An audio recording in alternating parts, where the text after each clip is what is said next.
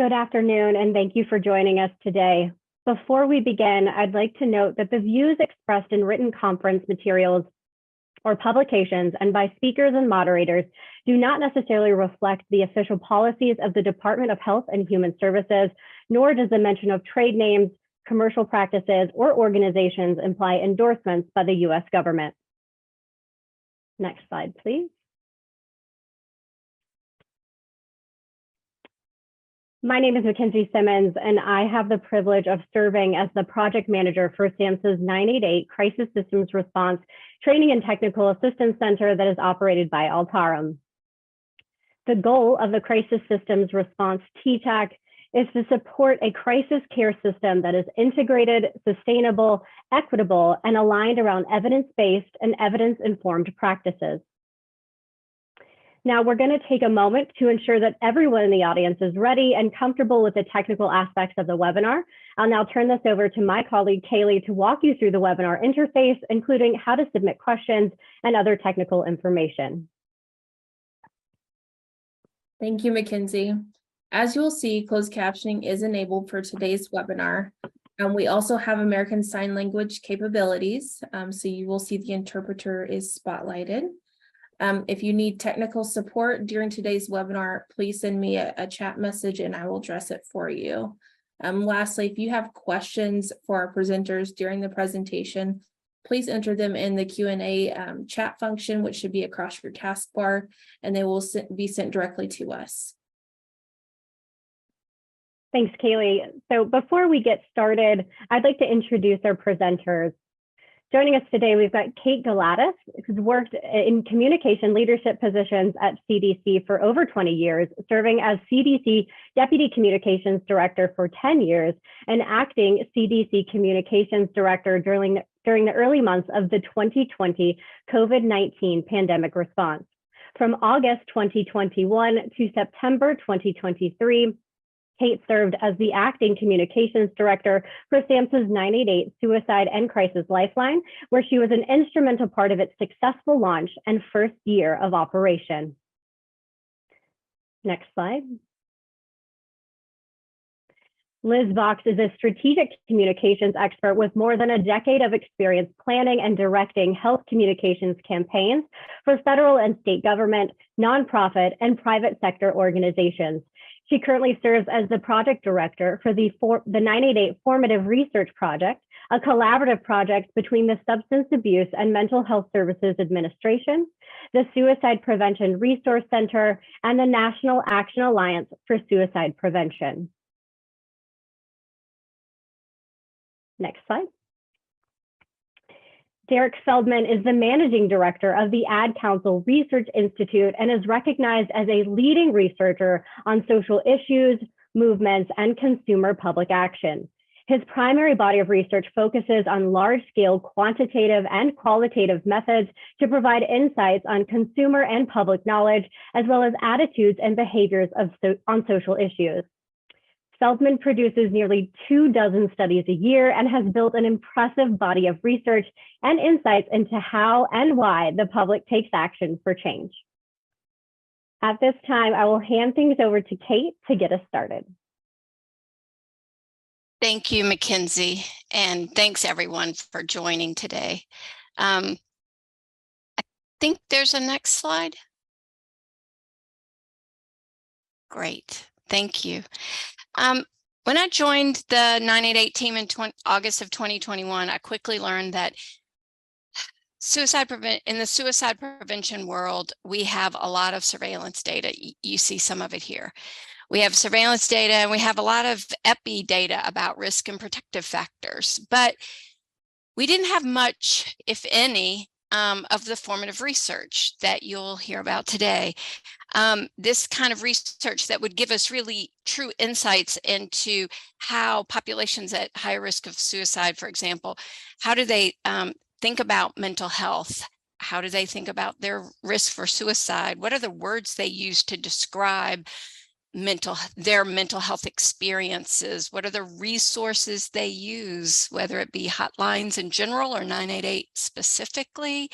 And who do they turn to? Who do they trust when they need support and in distress? So all of that type of information is truly foundational to effective behavior change campaigns. And that's really what we're here to kind of share today and hear about today, is this really important first step to building this body of research and filling this really important research gap. I'm thrilled that we're here today. From this point on, we'll be able to have multiple partners and groups from across the country add to this body of research and use it to inform research-based messaging and strategies. And I think that is really key.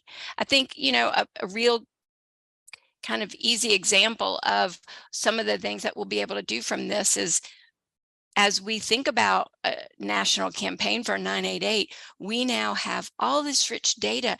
We can do concepting with it for real targeted, tailored, if you will, ads and messages for these various audiences, and use that to then focus group test that and really hone in on what are going to be the most compelling messages and strategies to really prompt action. And that's what we're here about today. I'm grateful to have been a part of this, and I know you all want to get to what the data says, so I'm going to turn it over to Liz. Great. Next slide, please. Hi, everyone. I'm Liz. I'm the project director for the 988 Formative Research. And just to build on what Kate was saying, we went into this project with a couple very clear goals. One is, as Kate mentioned, we want to understand better how to reach those key audiences, but also to support culturally sensitive, responsive, effective, and ultimately successful 988 communications. These insights that the research generated, we anticipate that they'll be useful in making informed decisions about how to raise awareness and instill trust in 988, as Kate was mentioning. And then lastly, as Derek will get to in the research presentation, the research was able to generate evidence-based message frames that we hope that all of you, especially those who are communicating and messaging about 988, will continue to build on, to test, to validate them, to enhance them through additional message testing and research. But here's what the 988 formative research is not. It is not going to be the answer for all populations and audiences. It is not the campaign or the creative or even the message. This is truly, to Kate's point, just the starting point for much more work to continue. So as we go through this research, think about the findings as themes that should be incorporated into messages that you develop, which then we would hope that you further test with and tailor for your audiences. And pay close attention during Derek's presentation, because you'll hear him highlight some of these key themes. And if we haven't made it clear, we really need the field to continue building on this work. And some of you may already be doing that. And thanks so much for your work. Next slide, please. So Derek will talk more about the methodology in just a moment, but we wanted to share the populations that were included in the study, which you see on this slide: American Indian, Alaska Native youth and young adults. And when I say youth and young adults, I mean people ages 13 to 34, Asian American, Native Hawaiian and Pacific Islander youth and young adults, Black youth and young adults, Hispanic youth and young adults, individuals who have attempted suicide or have had serious thoughts of suicide during their lifetime, and that's people ages 13 and up, LGBTQIA+ individuals, and that was ages 13 to 49, people with disabilities, ages 13 and older, and rural older men, ages 49 and up. These populations were selected after careful review of the latest suicide data and research, which at the time of when this study started, that was using 2022 suicide data. And our partners at SAMHSA considered the need to fill gaps in knowledge among populations that have a higher risk of suicide or otherwise disproportionately impacted by suicide, but also where messaging efforts could have the most impact in a broad communication setting, and where we could really have the most impact in using communications to connect people to support. So you'll see as Derek goes through the presentation, these are the primary cohorts that are reported in the research. These are the cohorts that you'll read about in the report. And unfortunately, we're not able to publish or report on data among subpopulations within each of these cohorts. And while all of the project partners understand the importance of capturing and reporting subpopulation data, we were unfortunately limited by small sample sizes, and we don't have that ability for this study. I also just want to mention that there's additional research underway with 4 trusted messenger groups. And these trusted messengers were identified through the study you'll hear about today. Those include mothers/caregivers, spouses/partners, siblings, and friends. And so that body of work we expect to be complete in 2024. So there's more to come, but we're very excited to talk with you today about this study. Next slide, please.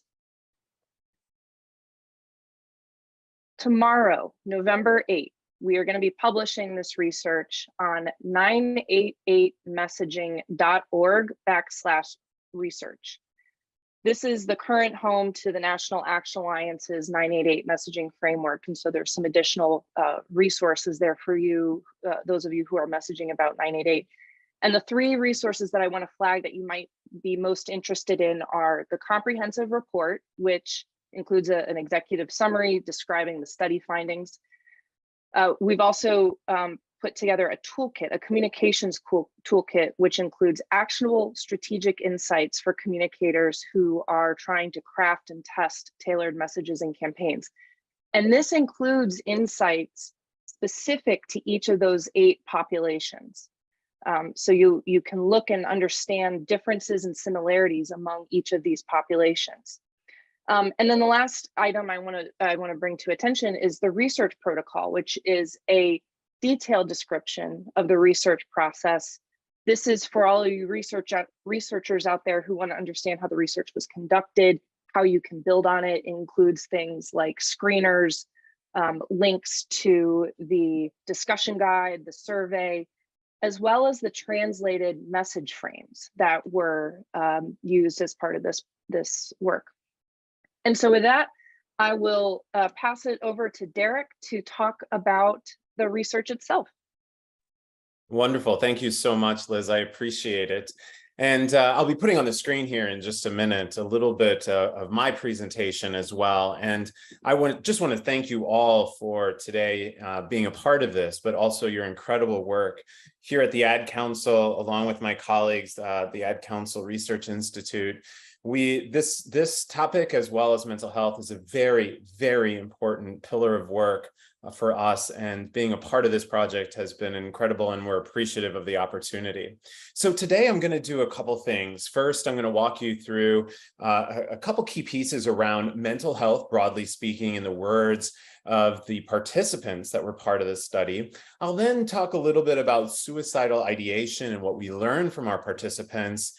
I'll go into things around 988 and mental health resources that our participants in our sample used. And then I'll talk a little bit about our messaging, what worked, what didn't, what we heard from our participants overall. Now, a couple things as we walk through this is that I'm sharing primarily the quantitative data today. We had a mixed methods study, and as part of that mixed methods study, we had a qualitative phase before our quantitative phase, in which that we had individuals reflective of our cohorts that Liz just talked about that participated in as part of this study to give us feedback and internalize and help to understand different variances related to messaging and their mental health as well. And as part of that, we often utilize qualitative phases to build quantitative. And as you'll heard a little bit maybe from Liz and Kate, is that we utilize their feedback to help inform batteries and other questionnaires that were developed in the quantitative survey itself. So I'll share with you now just a little bit further on the methodology. We have a 20-minute online survey offered in English and Spanish and Mandarin. Our overall sample was around 5,400 individuals. We had about 1,600 of them were 13 to 34, and then 2,500 49 plus. You can see there the different cohort numbers that were a part of the sample, including nearly 2,000 individuals who experienced suicidal ideation at some point in their lifetime, ages 13 plus overall. Now, as part of this, we did utilize a general population sample to really provide an opportunity to understand the uniqueness of our cohorts and to see how or how not they may be reflective of the general population, just for directional instances throughout. When you see the report tomorrow, you'll be able to see the variances not only by cohort or the primary audiences that we're talking about today, but also how that relates to a general population sample as well. So something to kind of look and compare just for directional instances and for you as you think about your communications and messaging. So first, as I mentioned, I want to talk a little bit around mental health and understanding mental health. During our qualitative phase, we provided clear opportunities for all participants from our cohorts to really help us understand how they define mental health from their own perspective. And as part of that, it was really clear that the consistencies around how our cohorts and our participants and our samples describe their own mental health was around several key words, including emotional and well-being primarily. And they talked about when there's a breakdown in that is that this sort of crisis area for them tends to be an inability for themselves to cope. Again, their own words. I share on the screen right now, on the left-hand side, you're going to see a little bit of the key words that came through in the large-scale quant that I just talked about, right? So health, well-being, mindset were often used, and something we heard consistently in our qualitative as well. Now, if I look at the term crisis, because we separated the two out in our survey batteries, and we did that because we wanted to understand the uniqueness of the word crisis, as well as just talking about mental health broadly. And you'll see here some of the key words that consistently came up. Depression or suicidal health, inability to cope. Those were some of the key emotional and feelings and words that came up consistently. One other thing to note is that the word crisis, when we brought it up in the qualitative phase to ask about definition and their own viewpoints on it, we did receive a little bit of caution and concern with our participants as they felt that that was a strong word to reflect those that have that inability to cope, their own words in general. We talk about this a little bit in the toolkit when you see it is utilizing that word and the times and instances and when it was more appropriate that we started to notice with our sample. Now, when we were looking across all of our cohorts, remember, we weren't necessarily comparing cohorts because all, as Liz mentioned, are disproportionately impacted by suicide or at risk or at high risk. And so what we did, though, is sort of understand already how our cohorts were thinking about in terms of their own mental health and experiences. And there was some uniqueness here overall. There's a lot of data here. And of course, in the report, there's a lot of data sets for you too as well. But I'm going to point out some key things for you to see as we go through here. And you'll see this as I spotlight and use a little bit of an arrow here as well. Now, we did see some instances where actually there were two primary cohorts that we saw, that we consistently saw some challenges with mental health compared to a year ago.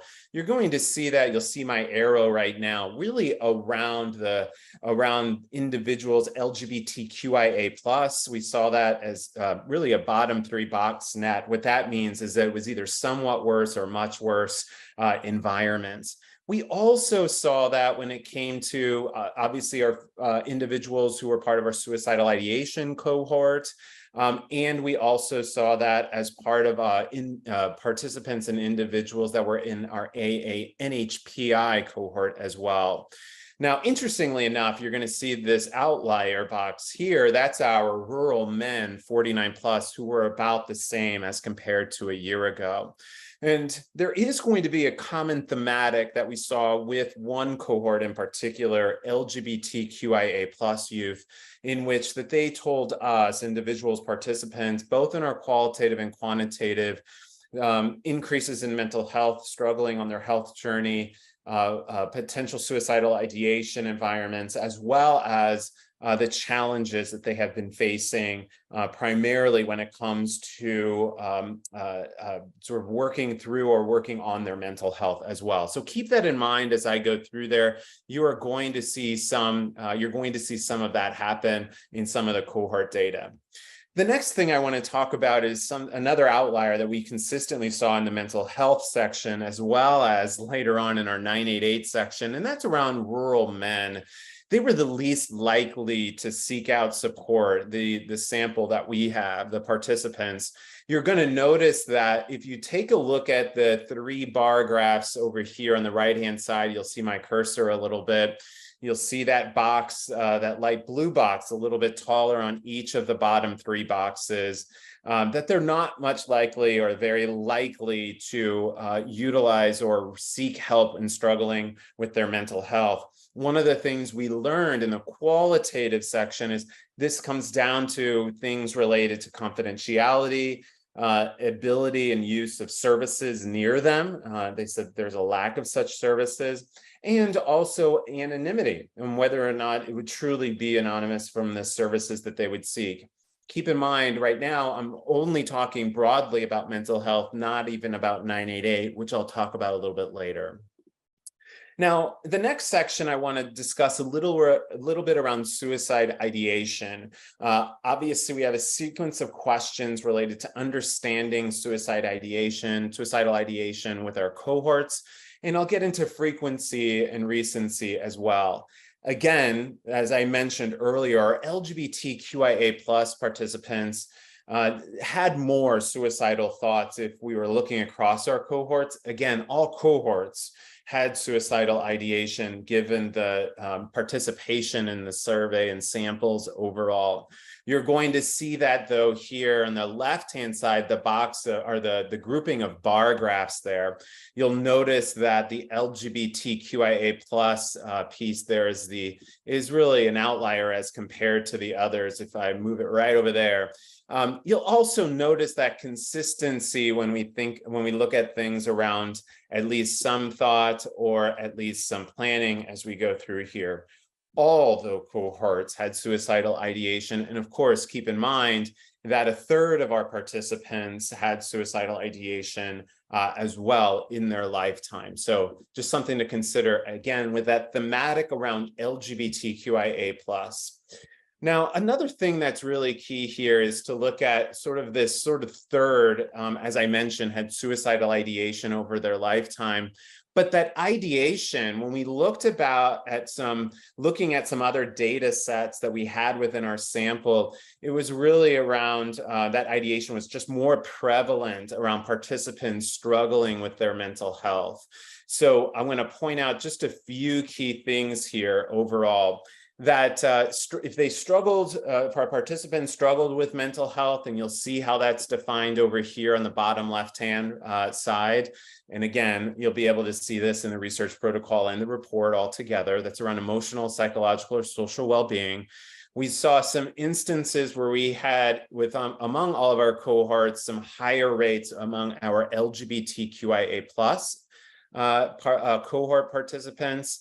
And then also, as you see through here, is that trend continues. If you follow along with my arrow here, consistency across all of the thoughts and ideation considerations as well. Now, one of the pieces that we did is that we wanted to learn how our participants in the qualitative talked about suicide ideation, you are going to notice, and I'm going to go all the way down to the bottom here with my arrow, this first one around questioning whether my life is worth it. It was a phrase that came unaided up during the qualitative. What that means is it was something expressed without any assistance of moderators or the research team during inquiry or questions protocols overall. And so we brought that into the battery. It's a little bit different. This is part of that formative piece that Kate was talking about, and Liz as well. There were other elements, as you see across here, that were the key components that we heard in the qualitative. The selection of the different ways in which to talk about suicidal ideation was developed solely from participant input during the qualitative phase. I point this out because as communicators and marketers, it's something to consider because, you know, our aim is to help you communicate directly with audiences that can use 988 and should use 988. And so because of that, they might have a different framing in which that they're talking about suicidal ideation. In a formative space, we wanted to ensure that we had a lot of that representation here.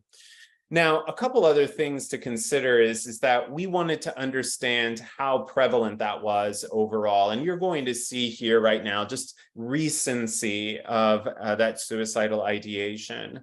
Now, we did ask, and we did not have participants who had suicide ideation within the last 6 months from when we fielded this. So you will be able, though, to get a sense of our sample, especially now as they get into the message frames where that suicidal ideation, the recency happened, and the vast majority was a 6-month past environment overall. So as we think about a little bit of this data around suicidal ideation, it's important to understand, you know, not only the recency, but the frequency of it. And this is just a clear snapshot overall, is that it has, we wanted to ask how frequent suicide ideation had been with our participants who had suicide ideation, that third of the sample overall. You'll see this, that the vast majority of our sample who had suicide ideation had many other times or a couple other times within lifetime, more than once or twice. So thinking about that frequency too. During the qualitative phase, we started to hear directly around warning signs. And these were the phrases, the components, the feelings, the behaviors that they were expressing to us verbally that were their own warning signs that something was challenging their mental health, and they were in a state potentially of crisis or suicide ideation. The 6 components you see on the screen right now, I bring these up not only because it's directly from our participants, but these are potential feelings and behaviors to consider during messaging. And you'll see that later on in our message frames as I get there, around anxiousness, hopelessness, feeling trapped, a burden, sleeping too little. So we then asked after this in the quantitative phase to get a sense of how prominent this is with our population and our cohorts overall. And you'll see that here, sort of these warning signs by population cohort. I'm not going to point out any particulars here only because it's very unique and different for each. And for any of you who are targeting in your communications some of our cohorts here, it'll be an important piece to look at some of these key warning sign areas as well. But I highly encourage, as you'll see later on in the message frame, how these come out as more relevant pieces for them, that they felt that this was something that really spoke to their situation. It helped during the communication and messaging testing overall. Again, I offered additional pieces here just for time's sake, just to let you know that we did ask a full battery of various other warning signs as well. You'll want to pay particular attention to that in the report. So now I want to cover around 988.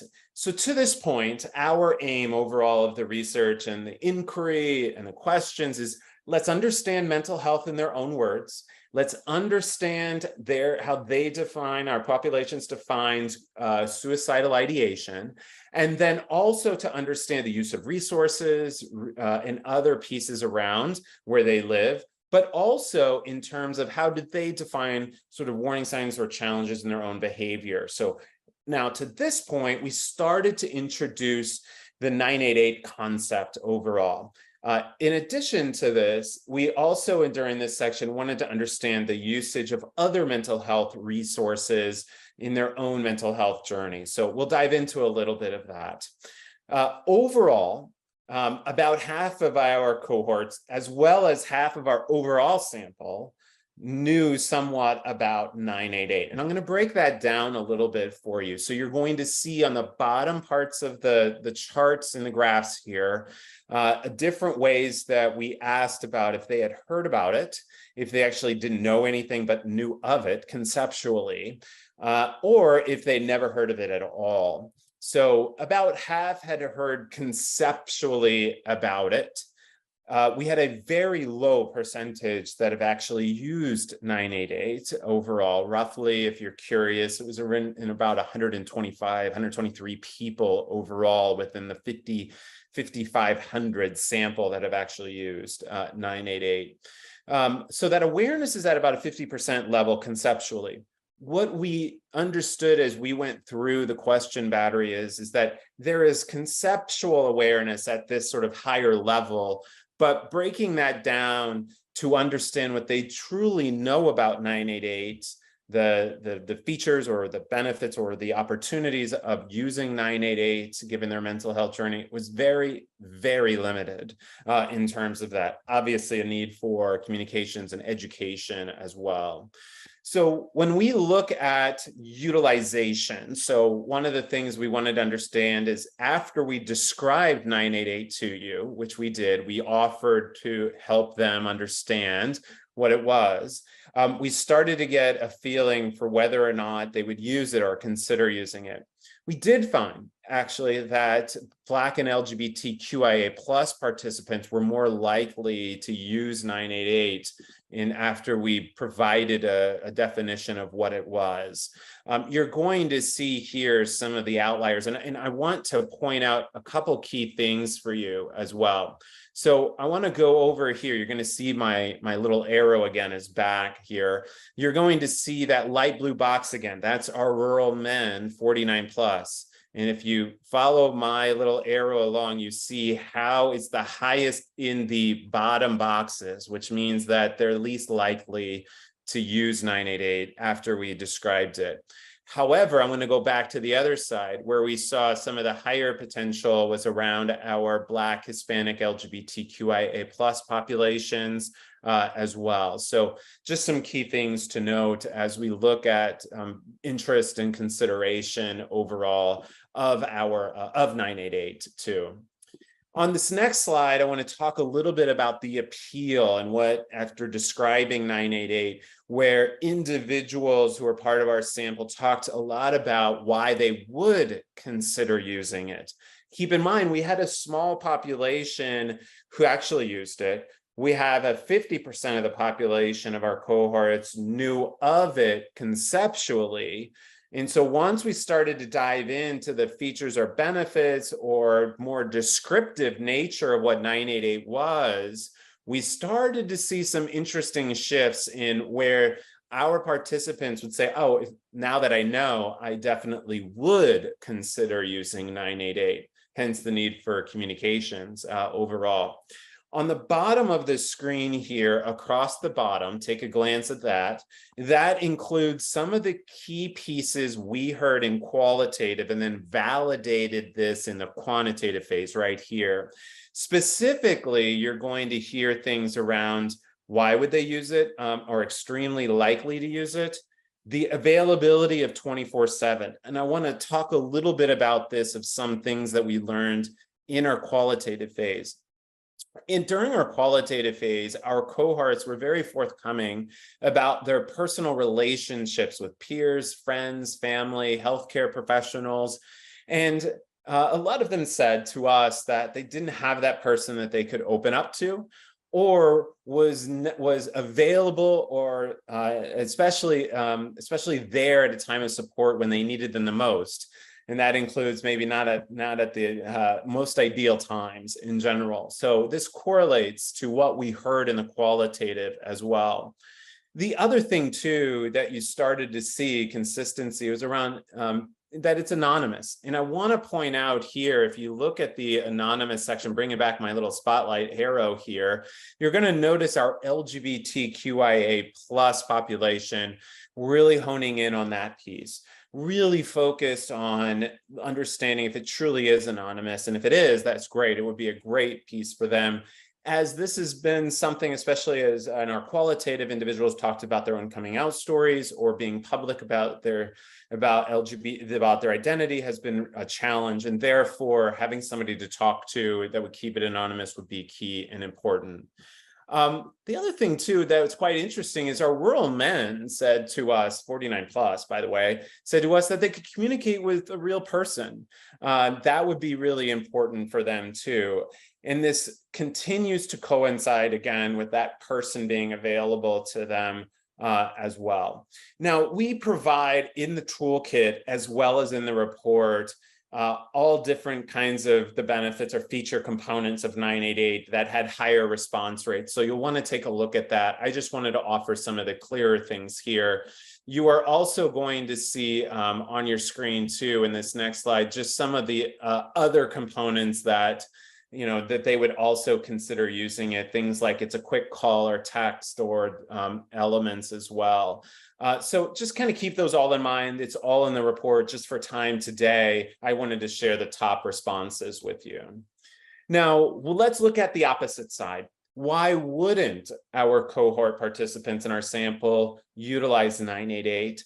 And much of that came down to opening up to a stranger, credibility, and privacy, which seems a little, opposite of what you just heard of why they would. That's because we had some cohorts answering it uniquely differently, where they might have said, I don't feel comfortable on this side, but I do feel comfortable over here. So that's primarily the reason. Now, a couple key things here, as I mentioned, the top reasons were around opening up to a stranger, credibility, privacy, and confidentiality were all key components. I want to point out again, utilizing my little arrow here, two pieces. Our AA-NHPI cohort opening up to a stranger was higher for that population overall. In addition, look here, our rural men was even higher, as you can see, dramatically higher in terms of don't know if the person's credible as well. And that privacy and confidentiality was the two highest component pieces for cohorts LGBTQIA+, as well as our rural men, 49+. Keep in mind, these are all things to work through, and you're going to notice a little bit later when we get into the message frame section, where I talk about how we work through messaging a little bit to sort of overcome some of these barriers as well. So we'll get to that in a minute. I share just on the screen some additional pieces here just to let you know that the battery was really long in terms of this. So you'll want to pay attention as you get to the report of some of the other barriers of why, but you'll see those across the screen right now on the bottom of the chart. So let's spend more time right now talking about communications and message frames. So far, as I mentioned, we wanted to understand their mental health and how they define it. We wanted to understand suicidal ideation and how they define it and the warning signs from their perspective. All key components for how we can communicate with them in a relevant communicative way to ensure and nudge proper use and use of 988. Then we went into understanding, would they use 988, talking about and elevating their knowledge during the survey process. We had to, just given the lower amount of actual knowledgeable participants of the full uniqueness of 988. So that brings us then into the message frame testing pieces. So I want to give you some background on how we do message testing here to help you understand as we walk through some of their data and the resources of how this is all outlined. So when we create messaging, we create a first set of what we call message frames. Message frames are 2 to 3 paragraphs of a story narrative that allows our participants in our research to highlight words, phrases, tone, all kinds of different message constructions to help us understand what they like, dislike, what might be a little polarizing potentially as they hear it, or what's misunderstood too as well. When we started this process, we started with an initial set of message frames. Those, the frames were then tested in the qualitative phase after it had gone through a review of our guidance panels. Once it was tested in the qualitative phase, a new optimized version was updated, and then we tested those further into the quantitative phase. After we finished the quantitative phase, we have done a final update to all of the message frames, and that's in the toolkit that will be released tomorrow. So you'll want to pay particular attention to that. In essence, if you think about it this way, the frames have now been tested by over 12,000 individuals as part of our samples from both phase, 5,000 individuals from our phases of research. And that allows us to ensure we have that evidence-based approach to utilizing message frames. When you see a message frame, your likely reaction is going to be, wow, that's really long. And the goal is to take elements from the frame to develop creative from. Kate and Liz talked about that it's the foundation. So keep that in mind as you walk through it a little bit further. On the screen right now, and we don't unfortunately have time to read this all together, but essentially this was what we call the foundational frame.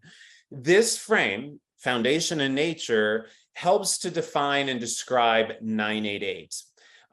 This frame was then positioned first to allow the individual to highlight, like or dislike, and so forth. Keep in mind, this is the second iteration of that frame through the research and testing process overall. So one of the interesting things that we discovered through this process, and this is why we do formative research, is to help to understand not only reaction, but would this be helpful? Would this give you the understanding, the confidence, the motivation to use 988? And what we found, excitingly, is that most of our participants actually found the frame extremely or very helpful in explaining 988, which is one of our goals. The only cohort that we had the most challenging piece in terms of interest, of helpfulness or motivation was our rural men 49 plus participants. They only found it somewhat helpful overall. Keep that in mind as we walk through some of this here. On the screen right now, I just want to show you one cohort's reaction so that when you see this, of course, you'll have a chance to understand as I walk through the other cohorts, how our cohort participants reacted. This is our AANHPI, that's our Asian American, Native Hawaiian, Pacific Islanders 13 to 34 responses to our message frames. So I'm going to put your attention first. I'm going to get my little highlighter out of here, or my little arrow, to the bottom right-hand side. You're going to see two numbers, 40% and 7%. What that means is that 40% of our cohort of our AANHPI disliked nothing, which is really good from a communications perspective. Now, what you will see throughout here are some other places that were incredibly positive. Also things that were what we would call polarizing, but the polarizing pieces I'll talk a little bit about. That means that we actually had a higher percentage, though, that liked it versus unliked it, but not everybody liked it. So keep that in mind. One of the first things that you'll see here is you'll see this statement, life became so overwhelming. Again, feedback from the qualitative in their own words. We saw that this piece was polarizing. For some said, my life isn't necessarily overwhelming, but I have other particular challenges, some of the other warning signs as well. So keep potentially, as we talk about this in the toolkit, you might want to open up with, depending on which audience you're talking to, and specifically behavioral environment too as well. But I want to focus on all the components that were liked, and you're going to see a theme as it goes through from our previous research data that I just talked about through the message frame. You're going to see here, who would really understand what I was going through. She understood my problems. The person could relate. I felt like I could trust them. I could confide in her. I finally felt it was someone that cared just to listen, that would never feel judgment overall. These were the key components that and I'll give you a little hint as we look at the rest of our cohorts, consistently across all cohorts, the phrases and the words in that like section were used and positive reactions throughout. I highly recommend that as messengers and communicators to the cohort populations we're talking about to utilize those words because they were fairly effective. Now, in terms of some of the other places where we had sort of the polarizing pieces, I found myself questioning my life was really worth it. One thing to note, we had about 23% people said, 23% of our AA and HPI population say, I agree with this. We also had 10% that didn't. So keep in mind, the reason why I was polarizing is because we had a large group respond to it, either positive or negative in that way. But overall, the positives were always outweighing the negative potential use. But so it's a consideration overall. Now, as you look at this AA and HPI response here to the message frame, a couple things I point out to you as you consider this. And in the toolkit, by the way, we have an updated frame with this feedback, as well as in the toolkit, the frames that we tested in earlier phases. So you can see the formative development of our messaging. Keep this in mind, is that the vast majority of our participants talked clearly to us about availability, someone who cared, someone who was there to listen to them and not judge. Those were key components in messaging I would highly consider bringing through in creative and communications as you work on this. Now, for this next component pieces, I'm going to quickly breeze through because I just want to highlight that we have this kind of data for every single cohort that we are talking about. And this is a place where you'll want to spend more time in the toolkits as well. Now, here's our American Indian Alaska Native 13 to 34 responses. If you notice again, what were some of the positives? Same things, understood my problems. I felt like I could trust and confide in. We're seeing consistencies across the board.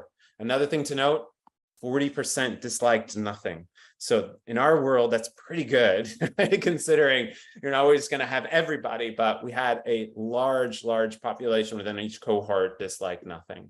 This is our Black 13 to 34 responses, considering it's the same pieces, relate, worked with people just like me, I could trust, and so forth. So a lot of that language. Now, one of the things you might be wondering, what about all the explanation around 988? You are going to see that here.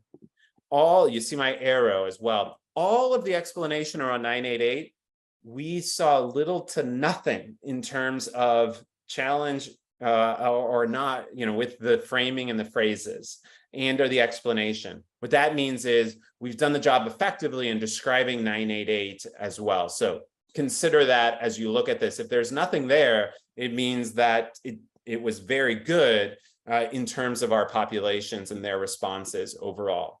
So I'm going to breeze through a couple of these just to get through. This is our Hispanic 13 to 34. Again, similarities when it comes to what our cohorts are liking.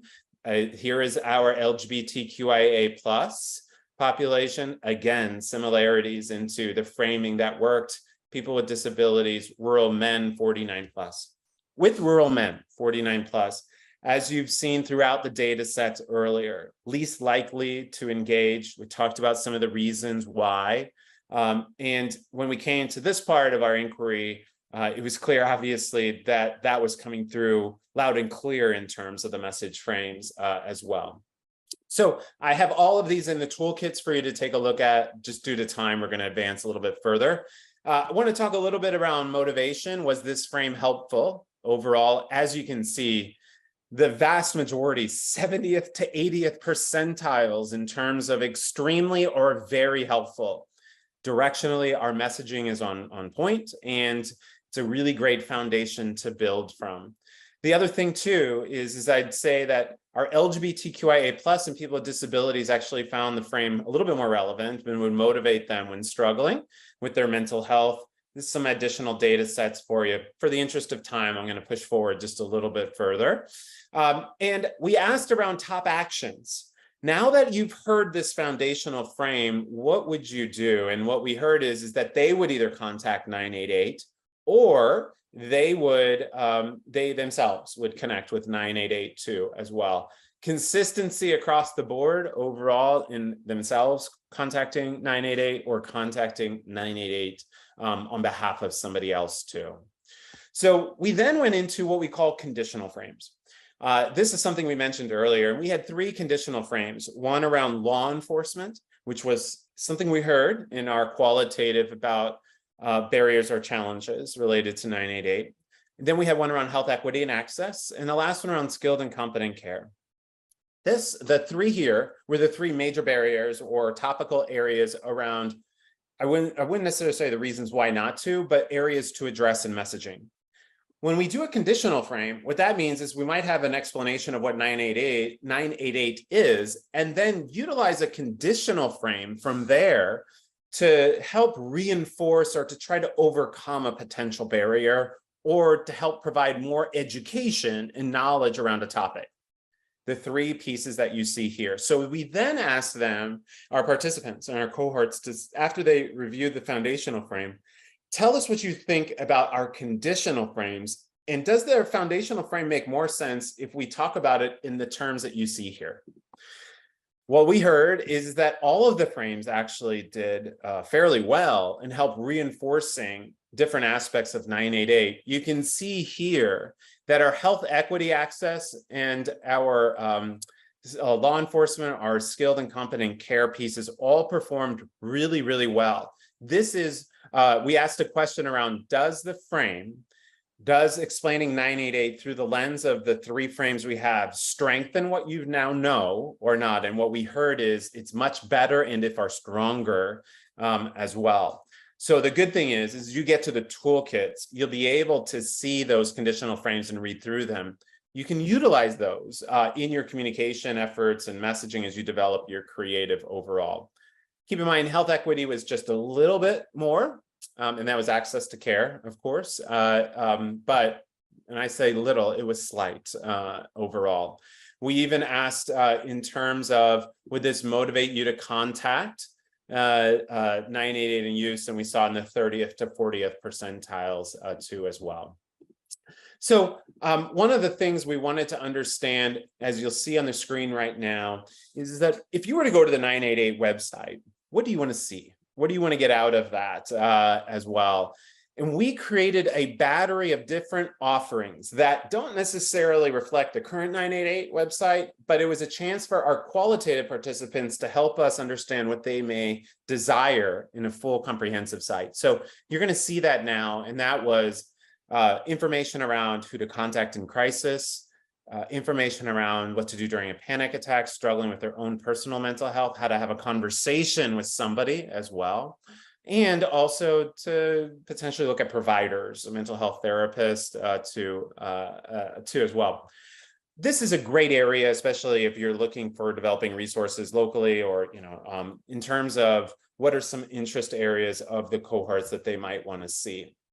I want to end with our trusted messengers, and Liz brought this up here because we want to get to a few questions. And we did ask, who do you want to hear from about 988, and who would you trust most when it would come to learning more about 988 or even nudging you to utilize 988? And you're going to see here that the vast majority were family related with all of our cohorts, including spouses and friends, mothers, mental health professionals, and healthcare providers were the only 2 that were in terms of our mental health professionals and healthcare providers, the only 2 sort of in health space that we heard of in that top category as well. And that siblings and others were a part of the sort of family relationship, primary relationship circle.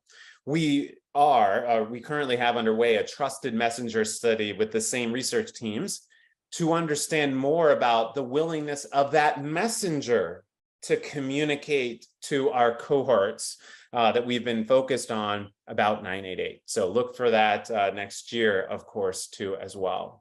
So all in all, that gives you just a little bit of insight into the data sets. And we do have at the end here a little bit of summary. I'm just going to say a few things and then turn it over to Liz and team. First and foremost is that we know now a little bit further how our participants define mental health, that well-being So I would highly utilize words and phrases that our participants are using too. The other thing that I would say is that we also know how the warning signs that that our cohort participants express to us. You'll see those on the bottom of the screen. Consider utilizing that in your outreach as well. And what's also very, very important too is that when we looked at consideration and use, those were all brought into our foundational frame. And what we heard consistently is that the benefits of talking to someone, the trust and confidence, having someone who cares and who won't judge them is very, very key as part of messaging to reinforce the opportunity to reach out to 988 via call, text, or chat as well. I want to thank you for this time, and I realize that there is always a lot of information when it comes to data sets and data reveals, and of course tomorrow there will be more when it comes to the report and the toolkits.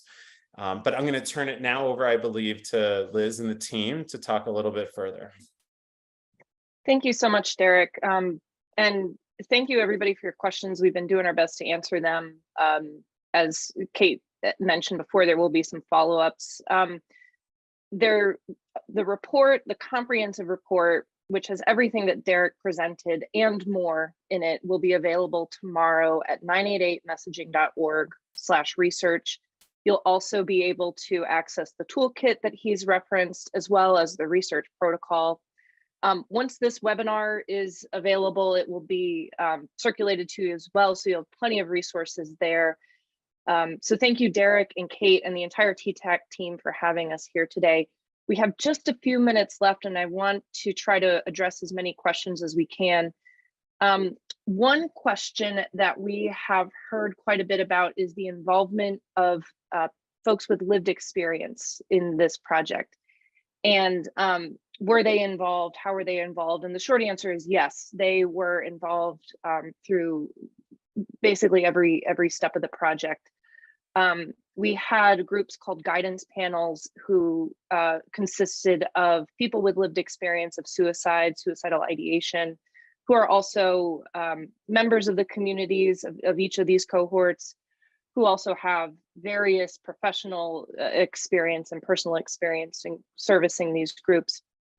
They walked alongside of us every step of this research journey as findings were made available, helping us interpret and contextualize what the data was telling us.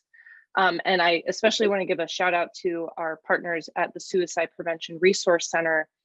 The Lived Experience Advisory Committee group was instrumental to this project and also provided significant review to all of the materials that you'll see tomorrow.